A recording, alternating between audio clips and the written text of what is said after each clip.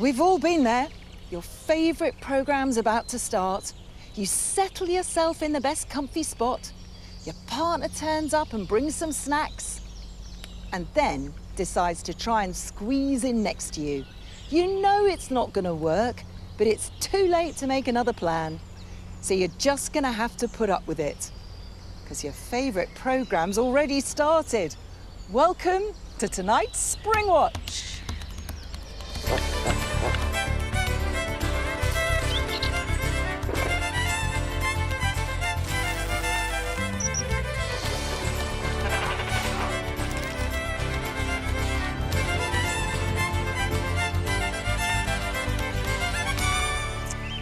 Hello and welcome to Springwatch 2024, coming to you from the RSPB Arn Reserve down here in Dorset. It's week 2. We've had lots of activity in our nest, lots of new nests, 2 last night in fact. Let's catch up with how they've been doing today. Now, we were very excited to bring you this one, sand martins in the nest. We've never featured them this way before. It's an artificial nest at Radipole RSPB Reserve in Weymouth. Top spot, well worth a visit. We're peeping inside. Out here at Arn, we've got a camera on a Dartford warbler's nest. This is today. The adults have been very busy feeding those 3 very garrulous chicks, and they are on the brink. Look, exercising their wings, and Mick cocking their tail. It's a cocky chick. I know, love that. Adult Dartfords cock their tail up in the air like that, and those chicks are doing it in the nest before they've even got a tail. I know, isn't it amazing that they know that they have to do that? That's avian ambition, that's what that is. Well, we're celebrating our wildlife, but tonight we're also celebrating people. People that go above and beyond to really help wildlife, to conserve and protect it, because we are going to tell you one of our winners of our Wildlife Hero Awards. So that's coming up. But before that, let's celebrate the things that you've seen, the pictures and the videos that you've sent us. We're going on a bit of a coastal theme tonight, aren't we? Because I think a lot of people will be amazed at what is around our coastline, particularly in the seas. This person was amazed. This is wildlife filmmaker Billy Heaney, and this is what he saw off John O'Groats.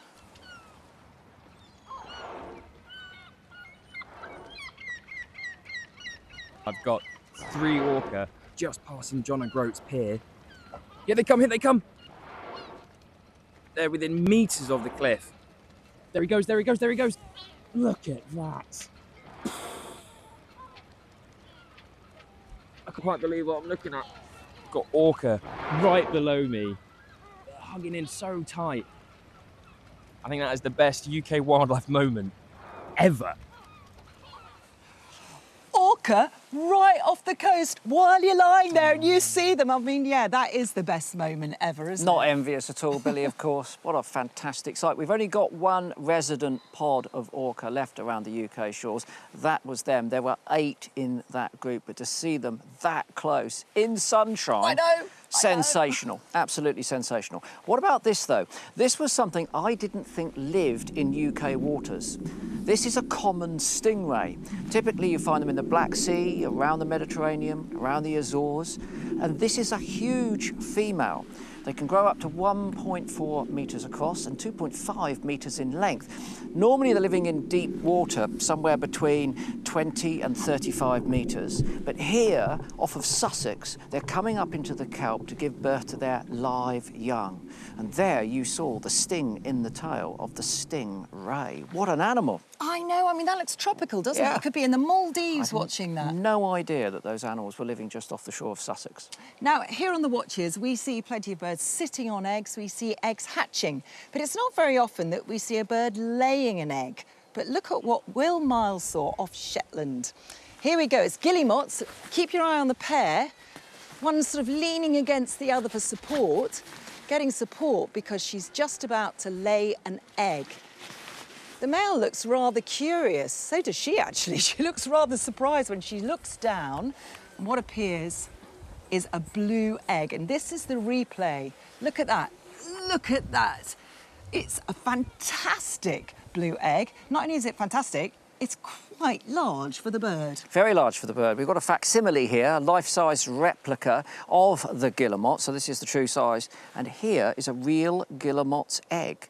And look at the size of that in proportion to its body. It represents no less than 12% of its body mass when it's laid. So in human terms, that would be like a human female giving birth to a baby which weighs double the average weight. Double the average weight. And you'll note the shape of the egg here. It's what we call pyriform. And it comes out pointed end first. And that's interesting because this part of the shell is strengthened, probably because it has to drop onto that rock and not shatter before the rest of the egg is laid. And then it's covered in all of these beautiful lines and mottlings here, each of which is particular to that particular female. So every year that female will lay a blue egg with a similar, not the pattern isn't exactly the same, but the same type of markings on it. And this, we think, enables them to find their eggs when they return to the busy cliff where there may be lots of others lying side by side. It's a real work of art, that, isn't Beautiful, it? isn't it? But The as you guillemot say, egg. enormous. Yeah. I think it's made a few of us cross our legs thinking of pushing that out. Anyway, let's check on our nests. Here they are. This is a selection of all our nests. There we've got the barn owl and we've got the peregrine. What am I going to go to? I'm going to go to the robin. Let's have a look at our robin's nest live. And there are the little chicks. They're doing so well. You can see that the red is already starting to show their little red breasts. They've been fed well, the feathers are there, they're flapping, and I reckon they're going to go pretty soon, Chris. Oh, pretty soon? I do. That's very subjective. I do, I reckon. Come on, put your pound on the table. OK, pound on the table that they'll be gone by Saturday morning. You think they're fledging on Saturday? I do indeed. OK, I'm going for the robins. I'm going, where are we now? Tuesday? Tuesday. Thursday morning for the robins. Let's take a look at another one of those live nests. We gave you a peep at the top of the show. It's our Dartford warbler. We can go to that live at the moment. Not any activity. You can see the youngsters hunkered down there. It's not cold here this evening, but they would still be trying to conserve all the energy that they can. But we have been watching them, of course, throughout the course of the day. Nest is down in the gorse. As I say, there were 3 of them. Here's the female, bringing in a wide range of invertebrate prey. They're fed entirely on insects and spiders and other invertebrates. Now, they can stay in the nest for 14 days, or they can leave by 10. And looking at the activity here today, I would say, putting my pound on the table, that these will semi-fledge, that is, that they will leave the nest, not be able to fly, tomorrow. I'm going Wednesday. I'm going Thursday. So Thursday for them, Saturday for the robin. Let's see who's right. Okay. Let's check out our barn owls. Let's have a look at them live. They've been so lovely to watch. Great to see them in colour this year. They are absolutely glorious. And you've got, almost looks like a heap of little chicks down there. 4 chicks. You can see one egg's not hatched. I don't think that's going to hatch now. But let's see what they've been getting up to over the last few days. Now, these are the 2 adults. This is nighttime now, so that's why it's gone back to black and white. And they're starting to mate. This is like a pair bonding. We saw this happen last year when we were watching the barn owls. But look, this is what I like, Chris, because it looks very cute there. But then it stands up, the male stands up. The female, in the meantime, while he's been doing his thing, has got some food in her mouth. It's not the most romantic union that I've ever seen, if you want to know, but yeah, you know. But she carefully picks tiny little bits out to feed those chicks. Those chicks really are very small. I mean, I've said it before, we've only seen larger chicks in the past with our barn owl nest. This year we're seeing them just as they hatch, so they're tiny, but they are growing. They're being fed plenty by both the male and the female. You saw the female snatch that bit of food off the male. I think she thinks she can do a far better job at feeding her chicks. This was yesterday, and you can see already growing. Don't think we're going to see them fledge. That's my bet. They're not going to fledge by the weekend, that's for sure. This was a week ago, and look, they're bringing something in. Have a close look. That is not a vole. That is a bat. Now, this is very unusual prey for a barn owl. They're opportunistic with these bats. They're not adapted to catching bats. But there was a study in Europe that looked at bat predation by owls. And out of all of the owls, as I say, it's unusual, but out of all of the owls, it was the barn owls in particular that took the bats. Yeah, tawnies were second, but most bats were taken by barn owls. Let's be really clear, as you've said, they're not adapted to taking them in flight. If they are taking them, it could be young bats which are in a roost and relatively helpless, or it could be bats that are emerging or returning to that roost. And the bird has just got a bit sharp when it comes to catching them. I've got to tell you though, way back in the 1970s, I found a bat skull in a barn owl pellet. And as my father would have said, I was the most chuffed kid in Britain that day. So they will take them, but very infrequently. 1970s, that was before the Really Wild show. Oh, don't start. OK, enough of the activity here at Arn. Let's go over to join Yolo Williams now. He's found himself a very beautiful piece of ancient woodland where he is seconded in a dingly dale. Yes, I am indeed, and beautiful it is, and very peaceful, very tranquil. I'm at the RSPB's Garston Wood Reserve. It's a deciduous woodland right on the border between Dorset and Wiltshire. In all, it's 84 acres, and it's classified as an ancient woodland. That means that there's been wood here for over 400 years. It's a real mix of mature oak, coppiced hazel, there's plenty of that here, maple with some birch and ash thrown in, lots of woodland birds, open areas encourage spring flowers, and invertebrates, plenty of butterflies here too. Now, this woodland has been managed for centuries, and I'm sure some of you are now thinking, manage? Why would you manage an ancient woodland? Surely you fence it off and let the woodland get on with it. Well, no. If you think about it, thousands of years ago, we would have had big herbivores, aurochs, extinct wild cows would have rampaged through these woodlands, grazing, trampling, opening up the areas, allowing the sunlight to hit the floor, and that would have encouraged a whole different flora and fauna. Now, unfortunately, the large herbivores, the aurochs, are long gone. But the RSPB staff here are mimicking their effect by resurrecting an ancient craft called coppicing. What is coppicing? Well, I'll show you. What you do is you cut a tree right down near the base. That leaves a stump or a stool, as it's known, and immediately the shoots start growing up towards the sunlight. Now, they used to use the wood for building, for fence making, for charcoal, and for all kinds of things, really. And this is an ancient tradition that's been resurrected here. They use all kinds of woods. They use the suitable ones, really, hazel in particular, but also sweet chestnut, ash, and lime. And here, the RSPB, well, they use a rotation of between 8 and 12 years. And what it does is encourages open areas like this. And the botanical interest here is superb. Look at that. That is hedge woundwort. Now, this was sought after in the olden days. It's got antiseptic qualities, have been used to treat wounds. This is common valerian. That was used for all kinds of ills, from headaches and upset stomachs to insomnia. They've also recorded several butterflies here, including the silver-washed fritillary, the biggest of all of our fritillaries, has a wingspan of around 7.5 centimetres, and that needs dog violet to lay its eggs, and those are only found in these open areas. They've also got the purple emperor here, a rare butterfly whose stronghold is in south central England. Now, these usually found up in the canopy of oak trees, but they lay their eggs on goat willow, and the adults will come down to the forest floor in search of dung, because that's where they get their minerals and their salts from. But the pièce de résistance, the best of all, is this. Look at that, the greater butterfly orchid. Look at the size of that.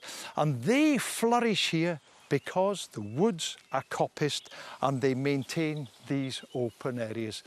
Now, the Woodland Trust, they've calculated that only 2.5% of the UK's landmass is covered in ancient woodland. So, yes, we need to plant more broadleaf trees in suitable areas, but we also need to manage these ancient woodlands to benefit all of this wildlife. And that includes one mammal, the dormouse. And I'll be looking at the dormouse later on.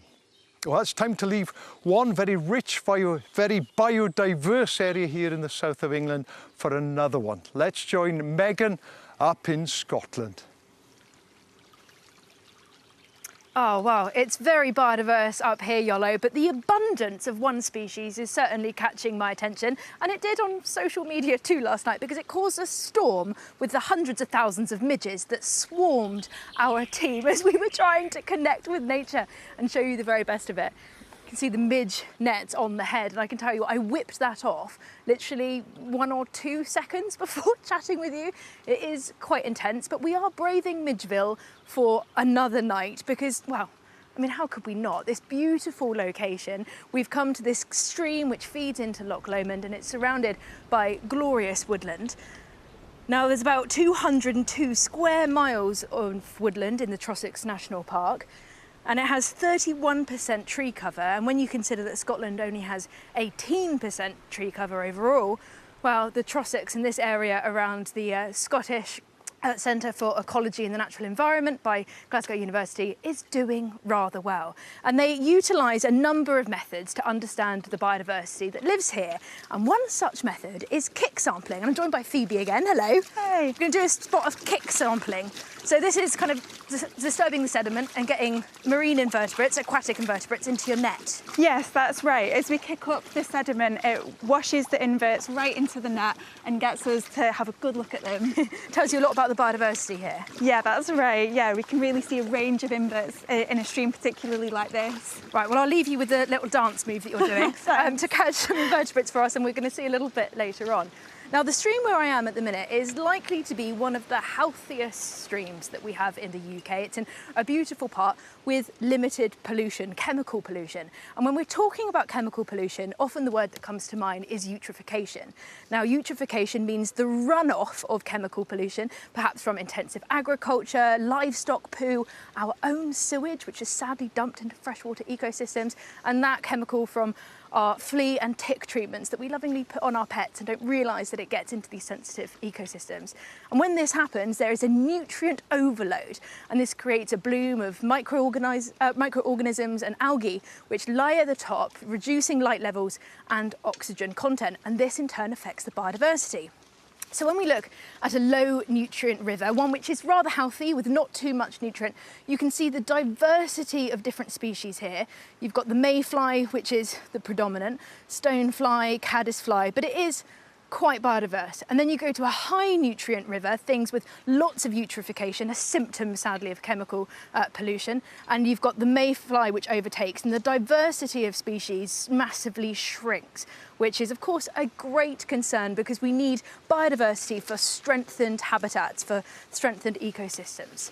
Now, I'm really pleased to be joined by Dr. Peter Kuna, who is a researcher at Glasgow University, to learn a little bit about them. And we have some of these which have just been collected from the river now. Yes, sorry, I can barely see you from the middle. No, it's bad.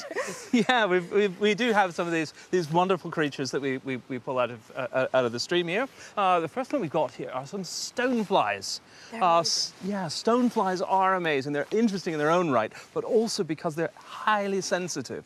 So they're really sensitive to oxygen levels and pollutants. So when we find stoneflies in a stream like this, that's a pretty good sign. It shows that there's low nutrients, high oxygen. Okay. What we worry about is when we come back in subsequent years and where we used to find stoneflies, we no longer do. That may indicate some sort of a problem. So a really important indicator species for freshwater streams. And what about mayflies then? Because they are kind of a little bit different in terms of they're that intermediate phase where they're a little bit hardier but still quite sensitive. Yeah, well, it does depend on the species. It's a big group. But yes, sort of on average, I would say that mayflies do tend to be an intermediate group. So when we lose mayflies, that indicates perhaps a more serious problem than even just losing the stoneflies. Right, and you can always tell the difference between mayfly and stonefly, can't you? Because mayfly have the kind of three-tailed prong, and if you think of the letter M, you've got that bottom of the M with the three prongs, basically. So mayfly, M, and then stonefly just have the two.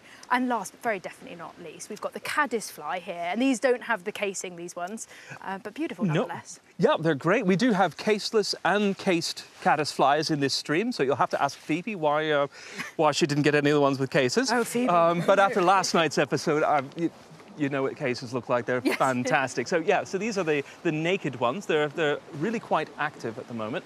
So I think they want to go back to the stream. Yeah, but they do these are tend the to be. cased ones here right now, which are a little bit different. Yeah, they do tend to be a little bit hardier, generally as a group. So these are big groups. So just as a generalisation, these are hardier things. They can Right. tolerate a little bit more. So when we lose the caddisflies, then we know we're really seeing eutrophication properly. So it's kind of this step system, isn't it? Stonefly, mayfly, caddisfly. And when we lose them, we know we're in trouble. Yeah, and then what you end up with is a whole bunch of midge larvae. Right. Well, They can live in anything. yes, well, we know about those. Thank you, Peter. Now, of course, if you want to do something about this, you can take part in important citizen science, and I recommend everyone to get involved. We all love our freshwater environment, and we can all do something about it. So Bug Life's Guardian of the River means you can get involved, go out kick sampling, identify these aquatic invertebrates for yourself, and send in your details to help scientists all over the UK, because of course it really is a national problem, and all the information can be found on our website. Now, from a very midgy Scotland, and I am going to put my midge net back on immediately, down to RSPB Arn, where Chris and Michaela are waiting for us.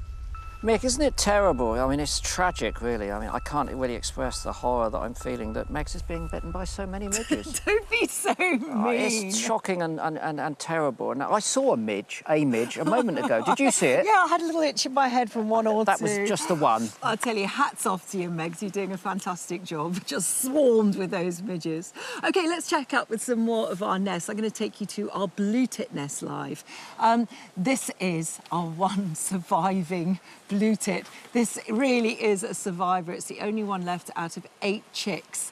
But it appears to be doing well. Don't laugh, Chris. Don't nudge me. It is. I'm not It saying appears to anything. be doing well. Let's have a look at it. We've been watching it, as I'm sure you have, on iPlayer. This was yesterday. We were pleased to see the adult bring a big, fat, juicy caterpillar. We weren't so pleased to see how much the chick struggled to get it down. This went on for quite some time. Our nest watchers were watching it. 35 minutes later, the adult decides to help out a bit, gets it at the right angle, and the chick gobbles it. Look at this, though. They noticed this today at 6:12. This adult is a stranger. It's not one of the parents, and it's peeking in the nest, maybe attracted by all that flapping that the little chick is doing, making a bit of a racket. It soon flew off again. This morning, when the proper adult was there, the parent bird, 7:23, it comes back. Our parent isn't very happy with the sight of a stranger peeking in and starts making a racket, and it flies off. But as I say, I'm really pleased to see that feeding rates have gone up. I mean, I know you've been quite negative about this little I haven't chick. been You negative. have. No, listen. You've been very negative. I've been realistic. But listen, I think you'll be quite shocked when OK, I go read on, you this. go on. Because when there were 6 chicks, they were getting 1.5 feeds per chick. Now there's just 1 chick. It's getting 16.7 feeds an hour. And between 5 and 6 tonight, it got 47 feeds. But what is it being fed? A big, fat, juicy caterpillar. The one like, OK, maybe it's the feeds aren't all good, but I'm hopeful, which does worry some people apparently on social media. I saw this tweet last night from Tracy B. Who else gets scared of any nest that Michaela says she's hopeful for? Am I really that much of a bad omen? Your reputation precedes you, to be fair. Sometimes you're overly optimistic. I would love that little chick to come out. I want it to fledge on the final evening of Springwatch. Oh, that would be the such sun a will be treat. shining, and it will go out and flutter into the wilderness and survive. It'd be fantastic. We are equally excited about a nest that we were showing you last night for the first time. It's our sand martins. We can go to them live now. There were 5 in this nest. As I explained earlier, it's in an artificial chamber. There you can see the outside of that chamber. Here are the adults coming in. Plenty of insect prey. This is at Radipole. There are lots of lakes at Radipole, and these birds like feeding over water. They're our smallest hirundine, so they're related to, obviously, house martins and swallows, and they take very small insects. But take a look at this.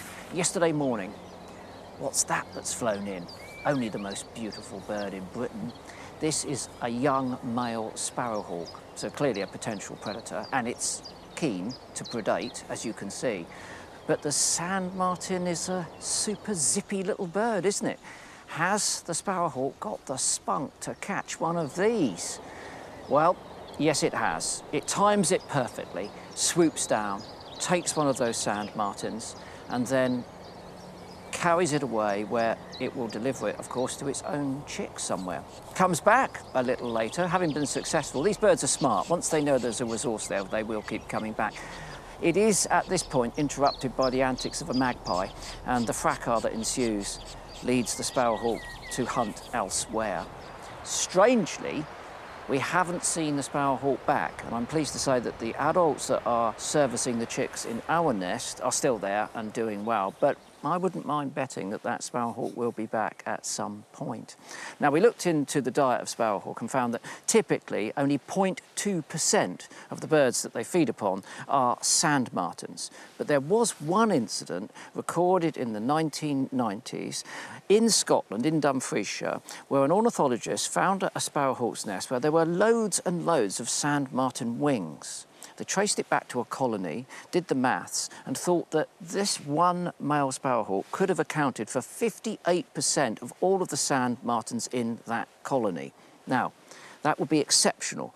And what we've got here is one bird that has learned a technique which is paying dividends. It's developed what we call a search image, a means of finding something with enormous efficiency that would get it to go back and back and back until it almost exhausted the resource. But we've got to say that that's very rare. In 1,247 cases, other nests the ornithologists looked at, they've never found any more sand martins. It is interesting, though, isn't it, that they haven't noticed it come back yet. No. But keep your eyes on iPlayer, because we have got our live nest there. You never know what might happen in the next few days. Now, in Winterwatch, we launched our Wildlife Hero Awards, celebrating people who are so passionate about wildlife that they go out of their way to make a difference. Well, we had hundreds of nominations, and at the beginning of spring, Megan headed to London to meet the other two judges with the unenviable task of choosing some winners.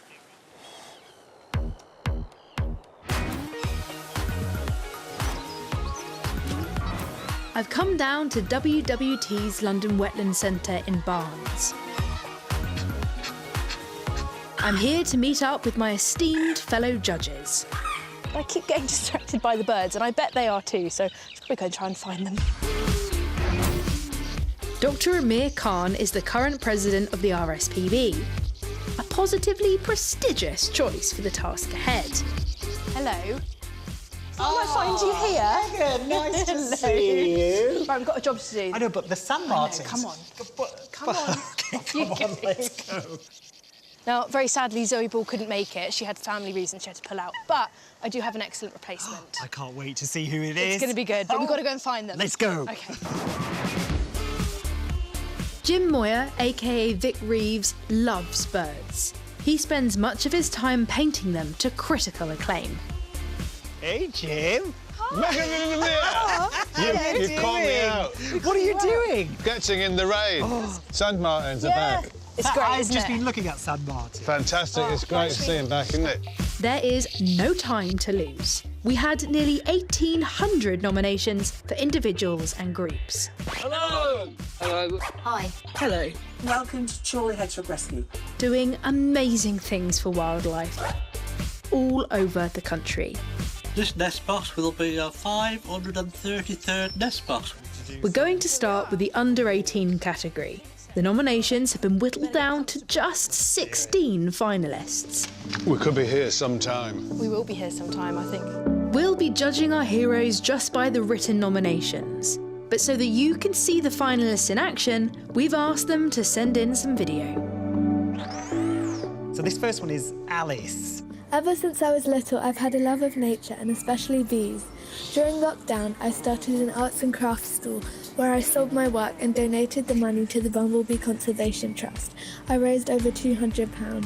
Through yard sales and painting pebbles and selling climate awareness badges. It's lovely, isn't it? We need the bees. Well, we've got Ollie now. I spent a lot of my time here on the River Thames, picking up litter, picking up bird feeders and protecting the wildlife. Ollie is doing an incredible job here. Yeah. I help all the snails and worms. I love that, because not everybody thinks about the small things. Ruben's 15. I survey 6 different sites for reptiles and 2 different sites for amphibians. So I was Reuben when I was a kid. I had my own sort of small reptilian zoo in the garden. Reuben, this is what you're going to... Yeah. We've got Arthur, and he's only 10 years old, and he's got a brilliant understanding of how music and art can kind of intertwine to engage people with nature. He's been volunteering at the Pitcombe Rock Falconry. What a hero he is. OK, next we have Oscar. My dad bought me an I Spy Birds book, and it started a passion for something that has changed my life. Apparently he writes amazing blogs and articles for magazines, and he's led workshops. The person who nominated him says that he works really quietly and conscientiously without the expectation of thanks. And this is what this award is all about. It's people that just get on humbly with things because they care. We are the Strathern Eco Collective. Over the past few years, we have worked hard around our school to increase biodiversity. They're planting pollinator beds, providing food and habitats to different kinds of animals, planting fruit trees. Really, really good. My name is Zach, I'm 14 years old. I started rescuing animals when I was 11, and I became a volunteer when I was 13. He's going out and he's rescuing as many birds that he can. Well done, Zach. Yeah. There's always lots of cleaning to do, as looking after wildlife involves lots of mess and washing. Have you ever raised any baby creatures? I've raised a tawny owl once. Yeah, I used to walk around standing on my head. Hi, I'm Charlie. I'm 8 and I'm autistic, and one of my favourite things in the whole world is birds. He's dragged a 9-foot piece of driftwood from the beach, dug it into his garden, cemented it in to create a bird table. Built squirrel houses, made a hedgehog highway. He's doing all the right things, isn't he? My name's Kerr. I'm 14 and I'm from South Lanarkshire. He has been unwavering in his dedication. He's gone to safari parks, wildlife parks, aquariums, spreading that word about how important biodiversity is. He's got an 81-page presentation. One of the biggest tools that we all have is our voice, which is actually a huge thing, to be confident to stand up for what you believe in. Well, next we have a group of people, the North Wales Wildlife Trust's Ocean Rescue Champions. They've been contributing to their seagrass ocean rescue project. That is so important, isn't it? Fred, aged 8, has rescued hundreds of frogs and toads. Fred reminds me of me. Fred spends his time getting them out of drainage. Oh, yeah. How do you get a frog or a toad out of a drainage ditch? Wow, long arms. Hi there, I'm Dylan.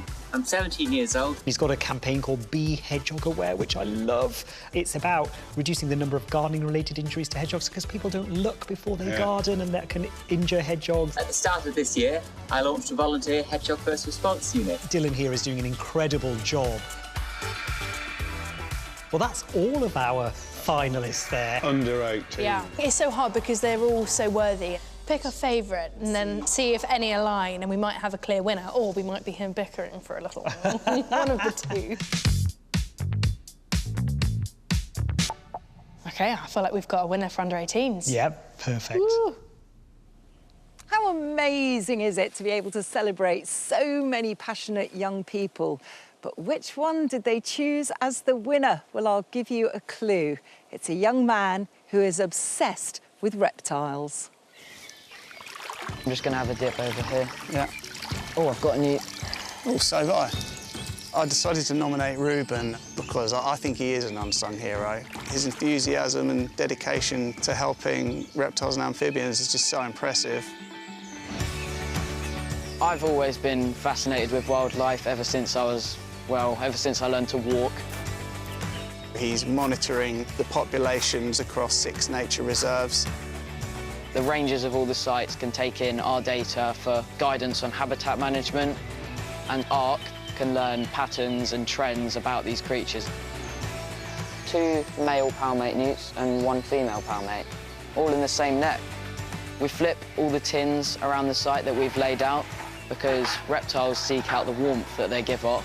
Nothing under that one, just a few ants. Oh, there's a grass snake.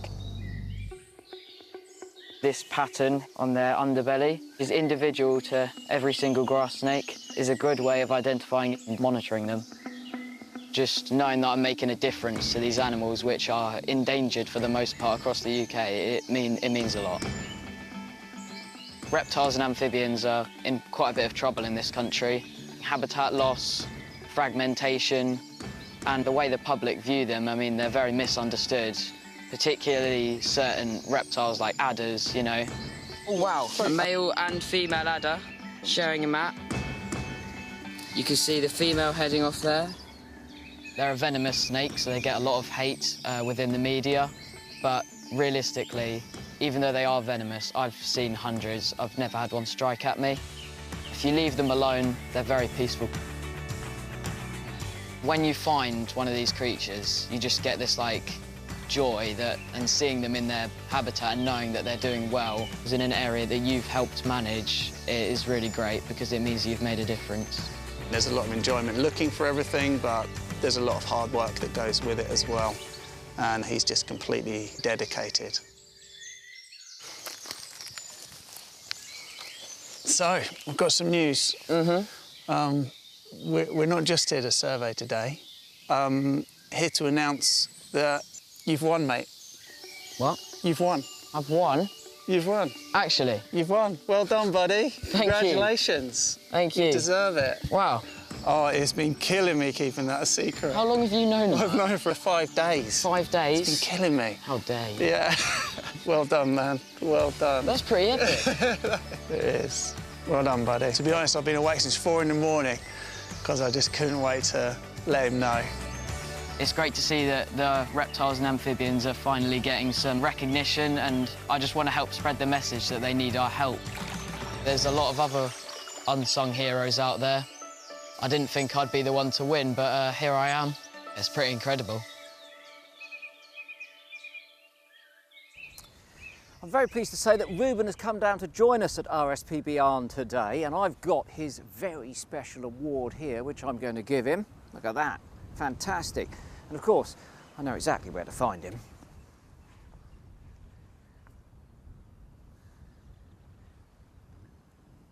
Ruben. Hello. Hello. How are you? I'm feeling good today. I'm not surprised, actually. You won our award. Congratulations. Thank you. But I take it you were looking for sand lizards? Yep. Any luck? Not any today, but I did see a few nice males the other week in their bright green breeding colours. They look fantastic, don't they? They do. Like little dragons. Yep. OK, tough question here. Favourite British reptile or amphibian? I'm going to say the adder. Yeah? Yeah. Why the adder?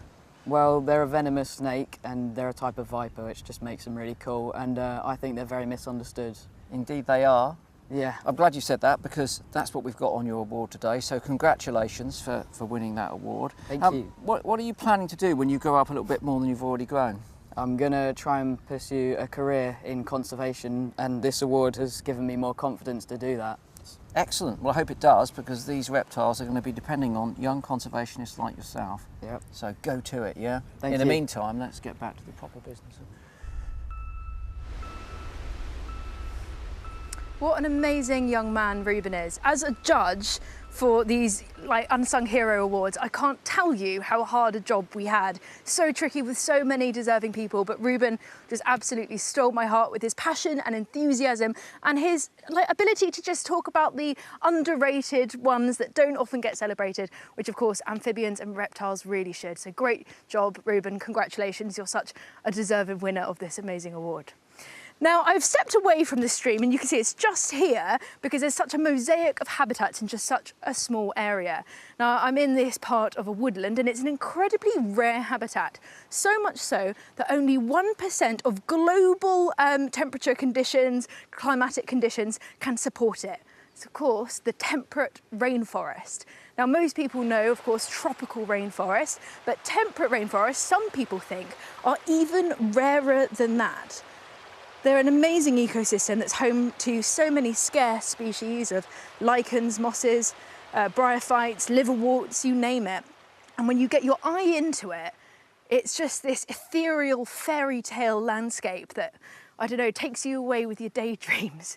But there is, of course, lots of wildlife that lives here, and it's in a real prime position because it's kind of where a lot of northern species meet southern species. And one of the researchers here at Scene is Mark Pitt, and he goes about surveying moths and taking fantastic photographs of them, like this poplar hawk moth with its really furry face.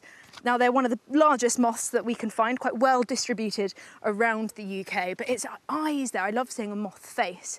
And then we've got a lunar thorn, and they've been named lunar thorn because of this crescent-shaped moon on the wing, but beautiful colour there. And then we've got an oak beauty as well. Oak beauty is quite similar to the poplar in terms of its fuzziness, but you've got those magnificent antennae there, looking, you know, really regal as it uses it to navigate its environment.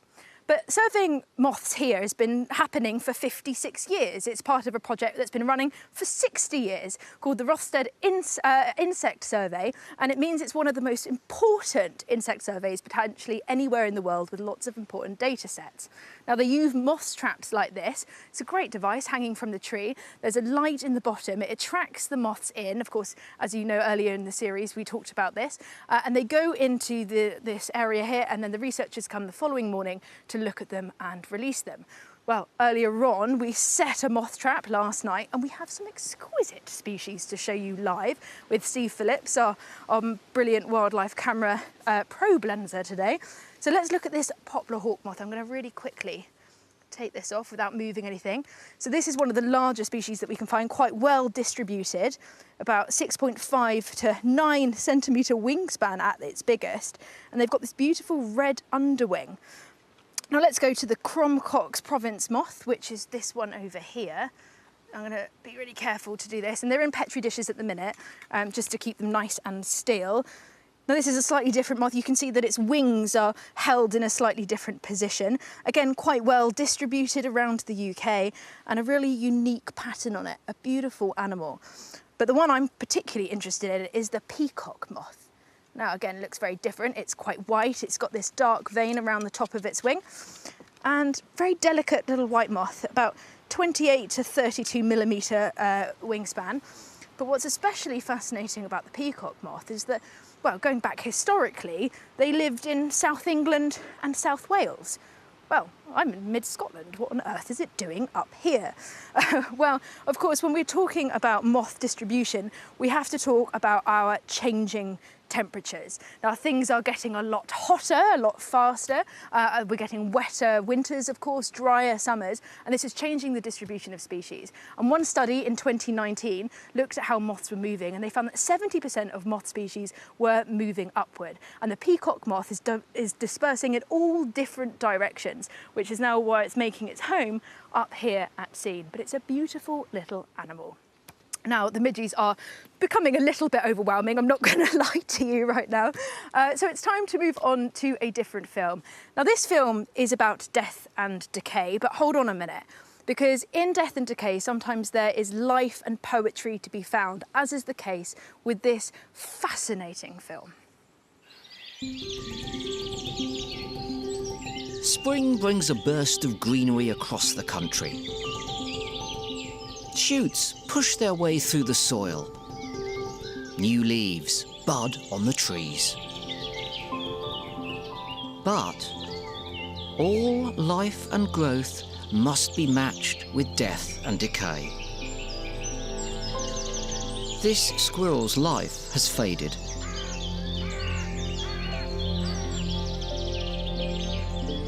It may have eaten its last meal.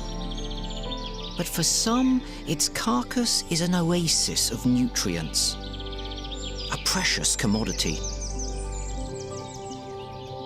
As internal biological functions shut down, its chemical composition slowly changes. It's like a siren, calling all those who have the senses to detect the decay in the air. The closest species, a nearby slug, clocks the carcass and starts to make its way, at the pace it's well known for. So unsurprisingly, it's not the first to arrive. In mere minutes, or even seconds, blowflies and flesh flies also detect this change.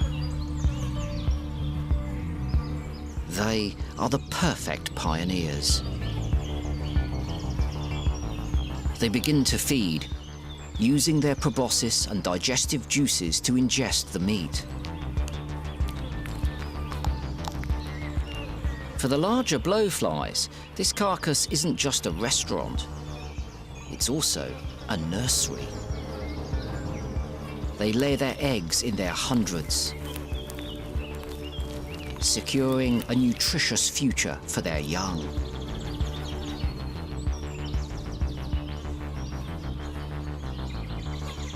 The flies have already fed, bred and left, just as the slug finally makes it there. But it plays a crucial role.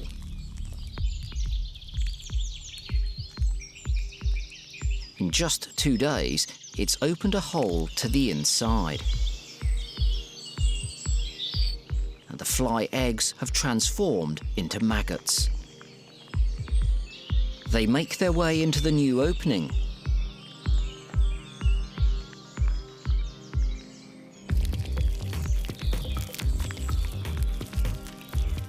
Taking full advantage, wriggling and feeding.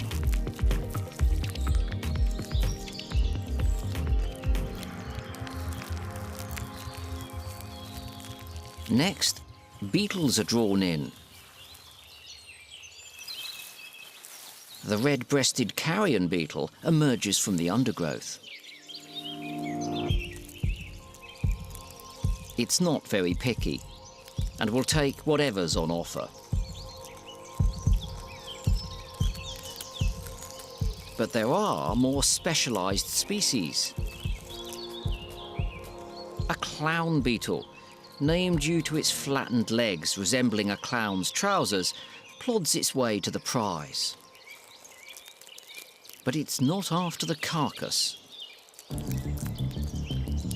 It eats mainly maggots and other beetles' larvae. Altogether, there are hundreds of insect species that take advantage of what the carcass has to offer.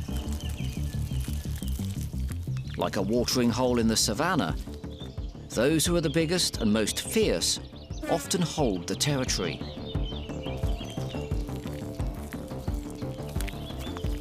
And whilst the invertebrates battle it out, there are even smaller things making use of the nutrients on offer. Behind the scenes, microbes and fungi have been thriving, slowly driving decomposition. And in a matter of weeks, they've all combined to reduce this carcass to just fur and bones. A death that has brought life. Bellies have been filled, young have been raised, battles have been won. And the surrounding soil has been enriched with crucial nutrients once again.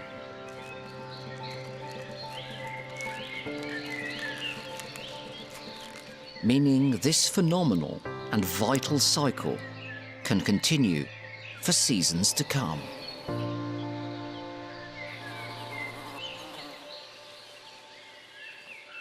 Who knew that so much went on inside a dead squirrel? Fantastic film there by Jake Morris. Now, I was going to have a Victoria sponge cake tonight with a cup of tea, but after that, I'll probably still have the cake, I reckon.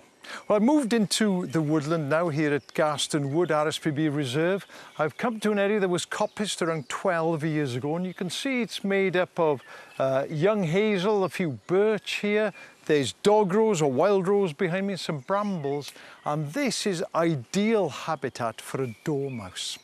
We have 3 species of dormice here in the UK. 2 of them are non-native, introduced by the Romans. The one on the right is the edible dormouse or the fat dormouse, and the one in the middle, the garden dormouse. Those are the two introduced species. And on the left, you've got the common or the hazel dormouse. That is our native dormouse, and that is the one that is found here at Garston Wood. And the dormouse, of course, is famous for sleeping nearly all the time. It hibernates for almost half the year. It sleeps all day and comes out at night. And with the huge bulging eyes, you can see that it's adapted for life in low light. Beautiful, cute little animals. So why do they like these coppiced areas so much? Well, everything about them, really. They've got plenty of places where they can build a nest in the bramble, in the dog rose here, in the roots of some of these coppiced trees. Lots of food here for them in the form of seeds and fruits and berries and blossoms and invertebrates. And also, if you look up there, they don't like to get their feet muddy, so they'll use these interconnecting branches to get from tree to tree. They feel very vulnerable when they're on the floor now. Unfortunately, the population of the hazel dormouse has declined by 55% in the last 25 years. Why is that? Well, several reasons. First of all, we have warmer winters and they wake up when there's no food around, and also fragmentation and loss of habitat, loss of woodlands and loss of hedgerows. But here in Garston Wood, they've got their finger on the pulse. I'm joined now by Emma Stevens of the RSPB, who's been monitoring dormice here for 20 years. Welcome, Emma. Hello. How on earth do you monitor dormice in such a big wood? Well, we have a team. There's 4 of us that come out, lovely ladies that come with me, and we go around the wood and check about 150 boxes. And I know you're out monitoring tonight. Are you going to check this box for us? Yeah, we'll give it a little try. OK, go on then, you fire away. I'm just going to pop this mask on. Why your mask? Why are you putting that on? Well, we don't know what we could pass on to the dormouse. All right, OK. So it's just to be safe. OK, I'll take half a step away. I've got to emphasise as well, Emma's got a special licence from Natural England to look for and to handle dormice. I haven't, so I'm going to step back. But I will hold the bag for you. Yeah, is that okay? I'll hold the bag for you. Thank you very much. Here we go. So I'm just placing my hand on the back of the box there. Right. Just so that if we have anyone at home, they don't do a runner. OK. OK. Oh, yeah, because the entrance hall is at the back, isn't it? Absolutely, yes. Right. So is there anything in there, I wonder? I'm just going to slide the lid across. We do have a nest in there. Oh, we've got a nest. OK. Oh, wow. OK, this is exciting. OK. Right. This is like Christmas now. What are you going to... Do you want me to put that down on the floor? If you could, and I'm just going to place the box in the bottom there. And you're going to check, see if there's anything in there, you? Just give it a little check. Oh, there is a nest in there, isn't there? Oh, that looks quite promising. So I'm just checking around the box. Yeah. So if this was a wood mouse or a yellow-necked mouse, it probably would have jumped out by now. Right. So, unfortunately, I don't think anybody's home. Nothing there. I'm just checking the middle, no. But I can bring this out now. Yeah. So you can have a little look. So I would say this is a possible dormouse nest. Right. So probably a male nest. They tend to be a bit messier. So would they breed in this nest? This is not a breeding nest, no. It wouldn't find babies in here. So a breeding nest looks different as well, It does look different, yes, yes. So it's more of the woven, more of a traditional woven centre, and then green leaves that they would pluck from the trees and pop on top like a little umbrella over the top. But you do occasionally find wood mice in the boxes, do you? We find wood mice, yellow-necked mice. Yeah. We do find dormice as well sometimes. Oh, do you? Absolutely. Oh, dear. Honestly, it would be my dream to have seen one. You must get all sorts of other things in there as well. Yeah, we do. So this time of year, lots of tits are nesting in there. So we have great tits, blue tits, marsh tits even. And shrews as well sometimes, toads, all sorts of things. So doing good, aren't we? You are. You're doing excellent. That is brilliant. Emma, thank you very much. And I know you've got more work to get on with. Thank you very much. Brilliant. That's fantastic. Right, OK, take a deep breath. It's time for our mindfulness moment. A minute and a half of natural sights and sounds. And tonight, it's grebes and coots.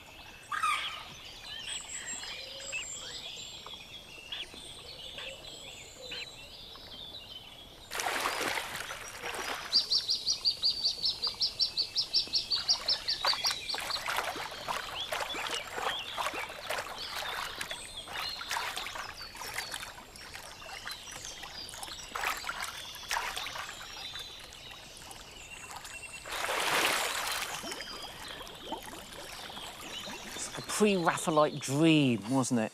Jade pool, spangled with those birds just skating across. It was extraordinary colour, that green, wasn't Yeah, it? beautiful. OK, let's have a quick look at our live nests once more before the end of the show. I'm going to take you to the kestrel. Let's have... I love this. I mean, they're really doing well, Chris, aren't they? They're growing. You can see their feathers are coming out. I don't think we're going to see them fledge, but they are going to be bursting out of that nest box because they are growing every day and being fed really well. Lovely to see All them. the feathers coming through there. We've just got time to show you this. Here is a very, very naughty hoverfly. We've got 2 red-tailed bumblebees mating on a photographer's camera. And the hoverfly, what's it doing? Is it just there for a bit of coitus interruptus? No. It's actually trying to steal the pollen from the head of the male bee. And finally it lands, and look, its little proboscis is up and down, stealing all of that pollen. Honestly, the cheek of it. The cheek of it. Nobody wants to be bothered by a hoverfly when they're doing their business, do they? Anyway, that brings us to the end of the show. What have we got coming up tomorrow? Well, we will continue to celebrate our wildlife heroes. We'll be announcing the winner of the over 18 category. I'll be getting to know the badgers of Garston Wood. And, well, the team and I are going to be trying to avoid the midges over at Argety, looking at the aerodynamics of red kites.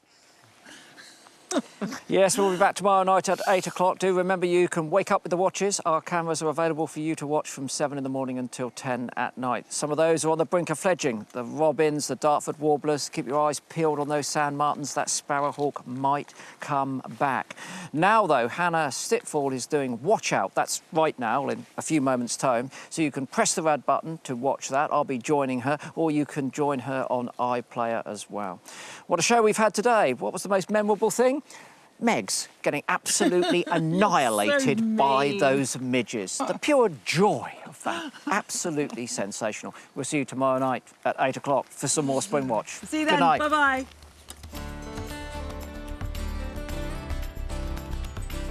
You can explore some of our amazing and different species and the diverse habitats in which they live by ordering the Open University's free poster. To get your copy, call 0300 303 2465 or go to bbc.co.uk/Springwatch and follow the links to the Open University.